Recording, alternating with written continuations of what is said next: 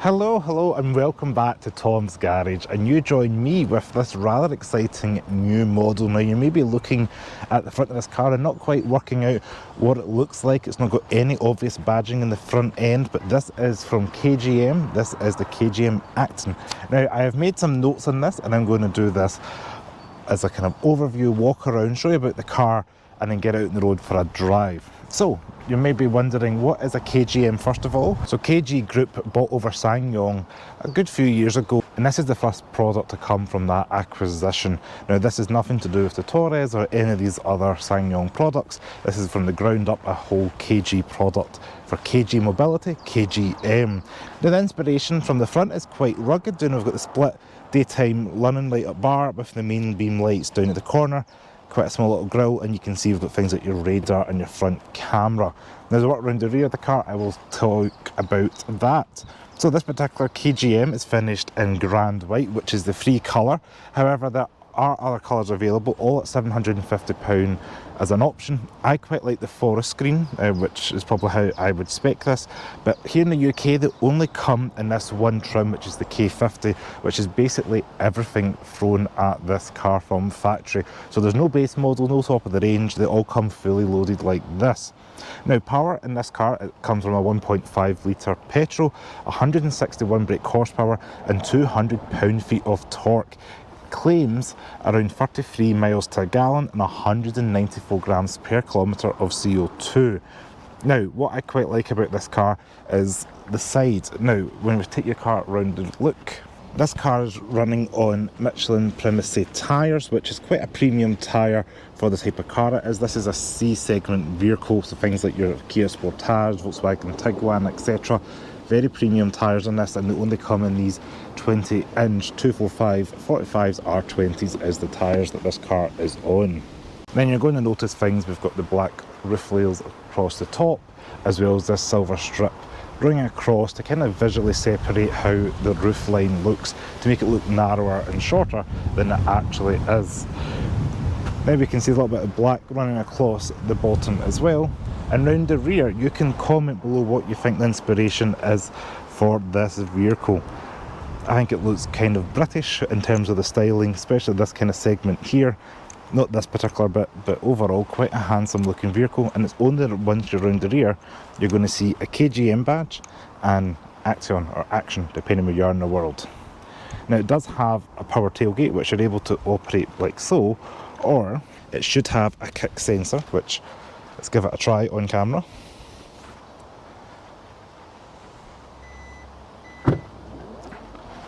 Voila! And we're going to have 668 litres of boot space, which is fairly class leading. It's very large, very squared off, goes quite far back, and as you can see we've pretty much got 60-40 split there with a little cargo cover here, which you can pull across to hide your belongings, or release that and you can have things like your dogs, etc. inside. Got little tie down hooks, 12-volt power outlet here, and a little bit of storage underneath. We've also got the possibility to pull this button here. We can also pull this little button here to open a tailgate if you happen to get stuck inside. Hopefully your dogs don't learn about that.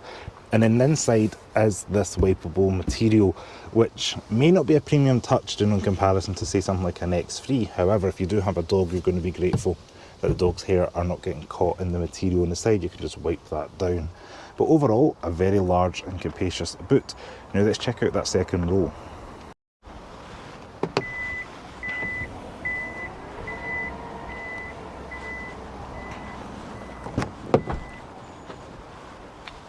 So in the back of the Action, we do have seating for free. You're going to notice the black interior with the red accents. This is the only way you can configure it at the moment.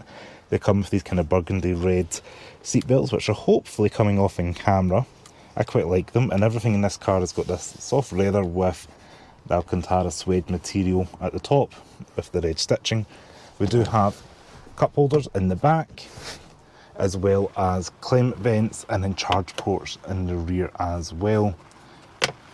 Now, one useful little feature I noticed is back here, we've got a little dinket there. You can put something like your smartphone, and then a bigger map pocket there so you can put larger items in. Got a fairly wide floor back there. It's not super flat because of the transmission hump, but overall it's not too bad. And material quality is a nice blend of materials throughout the cabin, and I'll talk about more of that when we get up front. But we do even have the blends, as you can see, and we even have heated seats in the rear, which is a really nice feature on the door. So you touch that and that will do the heated seats. The blinds in the rear are manual, so let's check out up front.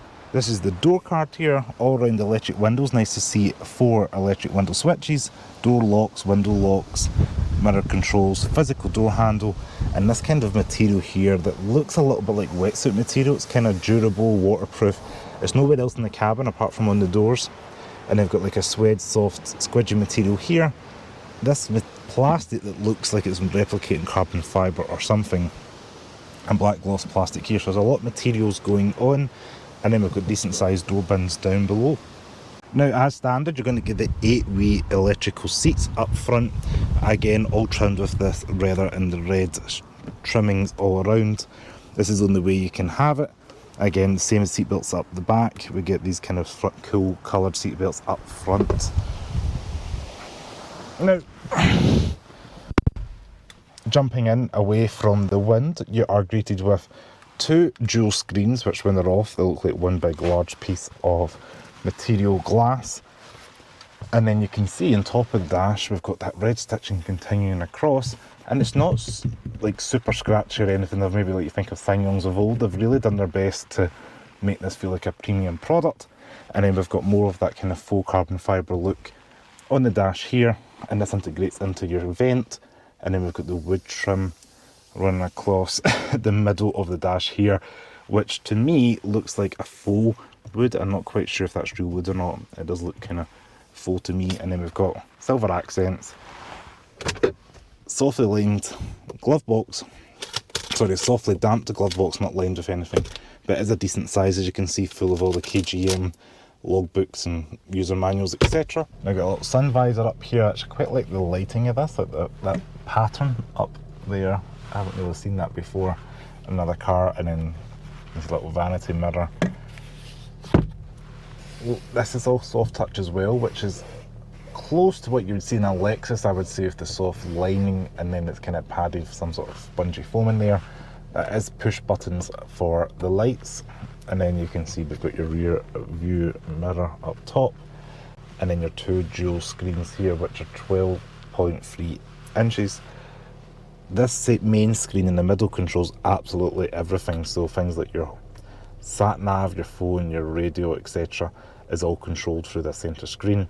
Even your climate controls are through here as well, so that kind of clears up the rest of the cabin.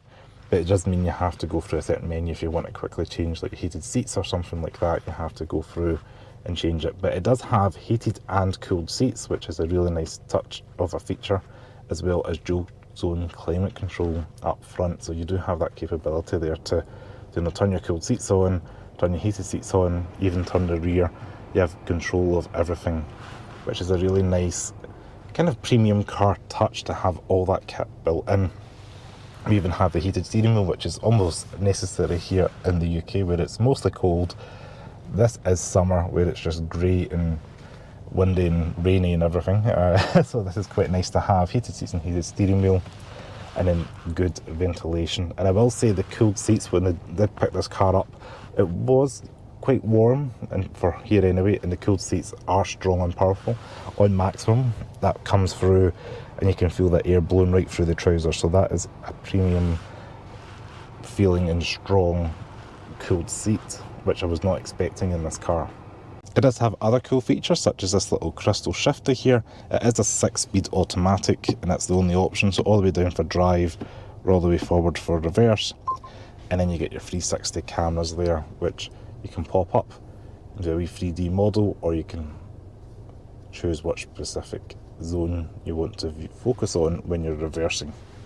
A little bit of storage under there, USB sockets, and then wireless phone charger, and then a little bit of storage inside under the centre armrest. And this is a very hard, durable, rubberised material. Often in cars it's a soft touch material, but that is quite rubberised.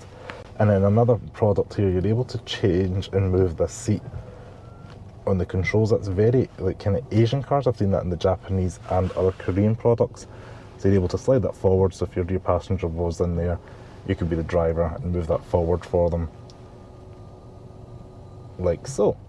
Now let's get this KGM out on the road. Alright, we're behind the wheel of the KGM Actyon.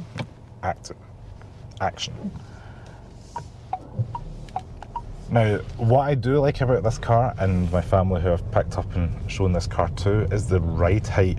They sit a lot taller than things like the Nissan QASHQAIs, Volkswagen Grandland, those kind of crossovers. You almost sit as high as maybe like a Jaecoo F-Pace. It feels a little bit taller than a Velar. I was beside a Velar yesterday and definitely felt taller than that. So when you're out on the road, you get good visibility out front at least. And the dimensions of this car, although it's quite wide, it's got a long wheelbase, so it's quite long and got a long wheelbase, it's not that wide in terms of what I'm comfortable with. Just getting in a car and getting keys to it, it's not as wide as like the Jaguar XJ and like full size vehicles, which is nice. You know, you can place it, which is important for when you're parking in like supermarket car park, bay parking, whatever it may be. You've got that flexibility to just get in and park without having to worry maybe about somebody going down your door, you're going to get out the car, etc. Because British car parking spaces have not grown as the rate of cars are getting larger and larger. But overall, it is a front wheel drive 1.5 litre petrol, and there's pros and cons to this. It's quite a quiet either engine or powertrain combined with the isolated quiet cabin. The comfort in the vehicle, it's not too bad going over lumps and bumps. I think it's pretty, when I say average, like a good average, like it's just what you'd expect from a front wheel drive crossover at this price point. And something like a Skoda or a Kia, those kind of products, it kind of feels the same. Like it's got soft, comfortable seats, nice ride height, nice cushion going over the broken roads that we call these Scottish roads here. And being a front wheel drive, the turn-in is, you're not kind of flowing through corners, you're kind of dragging it across, but that's just the dynamics of a front wheel drive vehicle doing a big tall boxy vehicle. Now, fuel economy in this car is a little bit disappointing. I only say that because this is only offered as a petrol only vehicle. There is no hybrid, there's no electric, there's not even a mild hybrid or anything. It's just 1.5 petrol only, which means claimed they're saying 33 to a gallon. I'm comfortably in 29 to 30 to a gallon. I've had this car 4 days now, and yeah, that's exactly where I am in that range of MPG. So if you're looking at this vehicle, just have that in mind. That's one of the few negatives I have to say about this vehicle is the fuel consumption. That van's just taken up the road. Thank you, sir.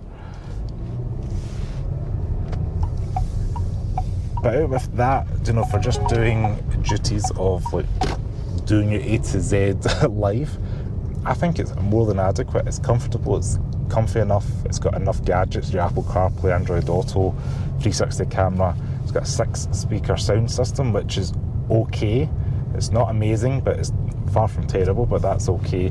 Adaptive cruise control is not too bad as well. I've tested that out. Blind spot, and it's got a whole host of safety tech.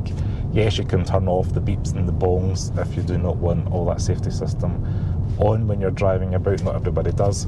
And I do like the fact you can configure the screen in front of the dash as well. You can toggle the button on the right hand side of the steering wheel, and you can cycle through things such as the little driver display here, which is giving me a little map at the moment, which is quite nice. I quite like having the map up just to see where I'm going if a car has that feature. I'm putting that on because I really like just driving along and seeing what road I'm on and what's coming up. So that is my take on the KGM Actyon. I think you should at least test drive it and consider it if you are in the market for a vehicle like this. I do think it's a significant improvement over other products such as the SsangYong ones from old, and they really have tried with this car to make it feel premium and yeah, really do the most with this, what the tools they've got, because I am pretty impressed with this, between the high level of equipment, the size of the car. It's got a real large boot, plenty of space in the rear, and yeah, just what you want from a comfortable family cruiser. And it looks a little bit different as well. You know, I've had a few people, even at the Jaguar garage today, one of the mechanics came out to ask what the car was, and I was like, oh, it's a KGM, and he was like, what? And I was like, you heard a single, explain the story. So it does at least catch eyes, and if you are wanting to stand out from the crowd of the regular mainstream products, this could be something for you to consider as well. Now, I just want to say thanks to KGM for loaning this vehicle, and thanks to John and his team for dropping it off and looking after me from the ASMW. So, as always, stay safe, and I will see you all next video. Ciao.